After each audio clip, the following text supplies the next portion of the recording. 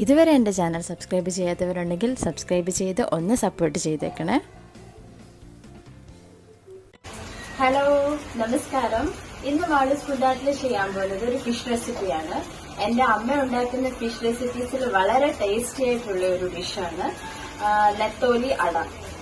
അപ്പം അത് നോക്കിയിട്ട് വന്നാലോ. നെത്തോലി ഒരു ചെറിയ മീനല്ല. നമുക്ക് ഇതിന് വേണ്ടുന്ന ഇൻഗ്രീഡിയൻസ് എന്തൊക്കെയാണെന്ന് നോക്കാം. ഈ മീനാണ് ഞാൻ എടുത്തിരിക്കുന്നത്, നെത്തോലി.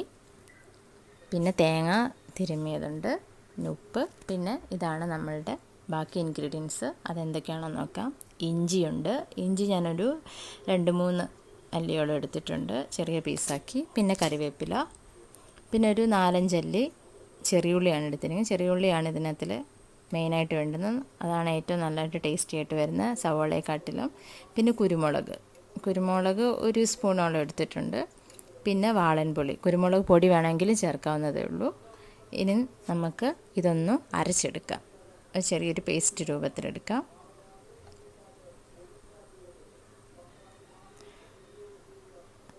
ഈ ഒരു പരുവത്തിനാണ് നമുക്ക് ഈ പേസ്റ്റ് വേണ്ടുന്നത്. ഇനി ഇതിലേക്ക് നമുക്ക് തേങ്ങ ചേർത്ത് കൊടുക്കാം. തേങ്ങ ഞാനൊരു അരമുറി തേങ്ങ പിരിയാണ് ചേർത്തിരിക്കുന്നത്. ഏകദേശം ഒരു 1/2 കിലോളം വരും മീന്. അപ്പം അതനുസരിച്ച് തേങ്ങ എടുത്തിട്ടുണ്ട്. തേങ്ങ എത്രയും ചേർക്കുന്ന അത്രയും നല്ല ടേസ്റ്റി ആയിരിക്കും. നമ്മൾ ഈ ചമ്മന്തി അരയ്ക്കുന്ന അതേ പ്രോസസ്സിലാണ് നമ്മൾ ഈ അരപ്പെടുക്കേണ്ടത്. ഇതിനകത്ത് എക്സ്ട്രാ മല്ലിപ്പൊടിയും മഞ്ഞൾപ്പൊടിയും നമ്മൾ ചേർക്കുന്നതേ ഉള്ളൂ. പിന്നെ നമുക്ക് ഒരു ടീസ്പൂൺ നമ്മൾ മുളക് പൊടി ചേർക്കാം, 1.5 ടീസ്പൂൺ ചേർക്കാം. പിന്നെ ഒരു 1.5 ടീസ്പൂൺ മല്ലിപ്പൊടി, 1 ടീസ്പൂൺ മഞ്ഞൾപ്പൊടി ചേർക്കാം. 1 ടീസ്പൂൺ 1.5 ടീസ്പൂൺ എത്ര വേണമെങ്കിലും ചേർക്കാം, അതിൽ കൂടുതലാവണ്ട. പിന്നെ ആവശ്യത്തിന് നമുക്ക് ഉപ്പും ചേർത്ത് കൊടുക്കാം. ഇപ്പം ഉപ്പ് ഞാൻ ആവശ്യത്തിനേ ചേർക്കുന്നുള്ളൂ, പിന്നെ നമുക്ക് വേണമെങ്കിൽ എക്സ്ട്രാ ചേർത്ത് കൊടുത്താൽ മതി. ഇനി ഇത് നമുക്ക് നന്നായിട്ട് അരച്ചെടുക്കാം. അത്യാവശ്യം ഒന്ന് അരഞ്ഞ് കിട്ടണം. ഒരു ചമ്മന്തി നമ്മൾ അരയ്ക്കുന്ന അതേ രീതിയിൽ തന്നെ നമുക്ക് അരച്ചെടുക്കാം.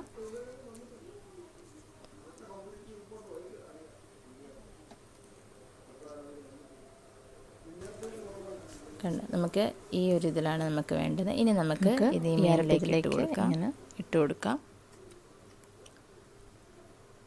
ഈ ഒരു കൺസിസ്റ്റൻസി ആയിരിക്കണം നമുക്ക് അരഞ്ഞ് കിട്ടേണ്ടത്. ഇനി ഇതിലേക്ക് നമുക്ക് വെളിച്ചെണ്ണ ചേർത്ത് കൊടുക്കുക. ഒരുപാട് വെളിച്ചെണ്ണ വേണ്ട, കുറച്ച് മതി. കുറച്ച് സോഫ്റ്റ്നെസ് കിട്ടാനാണ്. ആ വെളിച്ചെണ്ണ നമ്മളല്ലാതെ ഇതിൽ യൂസ് ചെയ്യുന്നില്ല. അതിനാണ് നമ്മൾ ഇത് ഇളക്കുമ്പം തന്നെ നമ്മളിതിലത്ത് വെളിച്ചെണ്ണ ചേർത്ത് കൊടുക്കുന്നത്. അപ്പോൾ ഈ അരപ്പിലേക്ക് ഈ മീൻ ഈ അരപ്പുമായിട്ട് നന്നായിട്ടൊന്ന് മിക്സ് ആവണം. ഇതുപോലെ നമുക്കൊന്ന് ഇളക്കി കൊടുക്കാം.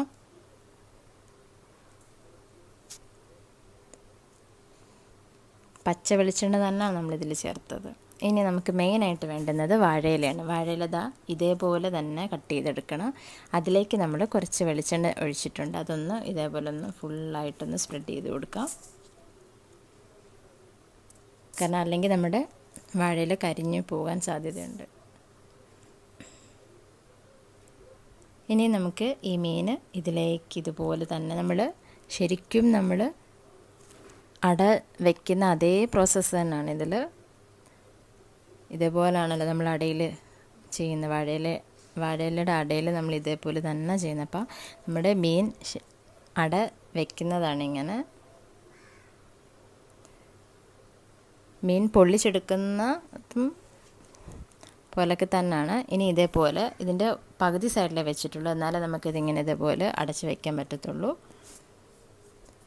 ഇനി നമുക്ക് ഇതേപോലെ കുഴിയുള്ള, ഏകദേശം ഒരു നടുവിന് ഇച്ചിരി കുഴിയുള്ള ടൈപ്പിൽ ഒരു കടായി എടുക്കണം.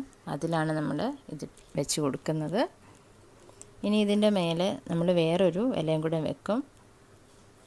അല്ലെങ്കിൽ ഇതിൻ്റെ മേളിൽ നമ്മളൊരു വെയിറ്റ് വെക്കുന്നുണ്ട്. വെയിറ്റ് നമ്മൾ ഈ ചട്ടി തന്നെയാണ് വെക്കുന്നത്, നന്നായിട്ട് പ്രസ് ചെയ്തിരിക്കാൻ വേണ്ടിയാണ്. അപ്പോൾ നമ്മളിതിൻ്റെ മേലെ ഒരു ഇല വെക്കുന്നത് കരിഞ്ഞു പോവാതിരിക്കാനാണ്. ഇനി നമുക്ക് ഒരു മീഡിയം ഫ്ലെയിമിൽ തന്നെ ഇത് വെച്ച് ഇതിപ്പോൾ നമ്മൾ വെന്ത് വരുമ്പോഴത്തേക്കിന് കുറച്ച് വെള്ളമായിട്ട് ഇതിങ്ങനെ വരും. നമുക്കതുകൊണ്ട് ഇടയ്ക്കൊന്ന് എടുത്ത് നോക്കണം. അപ്പോൾ ഏകദേശം അതിൻ്റെ വെള്ളമൊക്കെ ഒന്ന് പറ്റി പകുതി വേവായിട്ടുണ്ട്. ഇനി നമുക്ക് ഏകദേശം ഒരു സൈഡ് പൊള്ളി വന്നിട്ടുണ്ട്.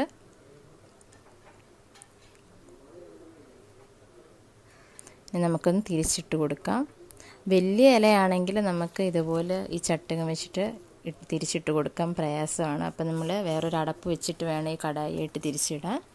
ഇപ്പോൾ തിരിച്ചിട്ട് കഴിഞ്ഞിട്ട് നമ്മൾ ആ വാഴയില തന്നെ ഇതൊന്ന് കറക്റ്റായിട്ട് സൈഡ് ഏകദേശം ഇതേപോലെ ആയിട്ടുണ്ട്.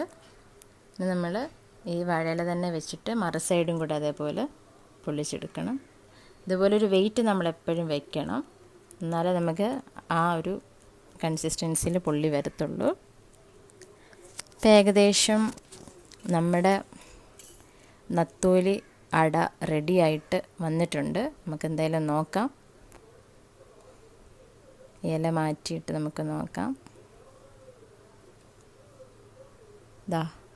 ഇതേപോലെ ഇങ്ങനെ റെഡി ആയിട്ട് വന്നിട്ടുണ്ട്. വളരെ ടേസ്റ്റിയാണ് ഈ നത്തോലി മീൻ. ഇങ്ങനെ നമുക്ക് ട്രൈ ചെയ്യാം. നമുക്ക് എല്ലാവരും നത്തോലി വാങ്ങുമ്പോൾ ഇതുപോലെ ട്രൈ ചെയ്ത് നോക്കണം. വളരെ ടേസ്റ്റിയാണ്. Thank you.